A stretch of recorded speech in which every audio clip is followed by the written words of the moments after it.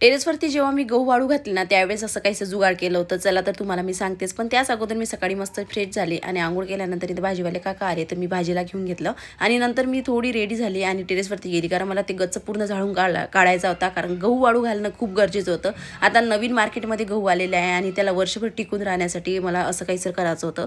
आणि त्यानंतर मी जेव्हा गहू वाळू घातले ना त्यावेळेस मला पूर्ण ते हातानं असे व्यवस्थित करून घ्यायचे होते. पण हात न वापरता मी काय केलं की लोखंडाचा पट्टा घेतला आणि त्याचबरोबर मी असं प्लेन करून घेतलं म्हणजे माझे असे छान असे गहू एकसारखे उन्हामध्ये छान वाढत घातलेले होते. आणि यानंतर मी खाली आली तर गरमी खूप झाली होती आणि मी त्या टी शर्टमध्ये कम्फर्टेबल नव्हती म्हणून हे व्हाईट टी शर्ट घातलं. त्यानंतर दिवा जो होता माझ्या तुळशीजवळचा तो खूप काळा झालेला होता. त्याला व्यवस्थित करून घेणं माझं हे काम होतं. मग ते काम करून घेतलं. त्यानंतर जेवण केलं. शेवग्याची छान भाजी केलेली होती मस्तपैकी आणि कपडे वाळू घातलेले होते कारण आता उन्हाळा आलेला आहे आणि उन्हाळ्यामध्ये काय होतं की लवकर कपडे वाळू घातले ना की थोडी ऊन पण जास्त राहतं आणि पांढरे येतात कपडे म्हणून ते लेटच मी कपडे वाळू घालते. त्यानंतर लगेच कपडे वाळू घातले ना तर लगेच आभाळसुद्धा आलेलं होतं. असं वाटत होतं की बस आता पाऊस येतो का काय म्हणून लगेच मी घाईघाईने सगळे गहू व्यवस्थित करून घेतले. हे गहू एका कोठीमध्ये मी वर्षभरासाठी साठवून ठेवलेले होते. त्यानंतर माझ्या व्हिडिओला जर तुम्ही लाईक केलं नसेल तर लाईक कमेंट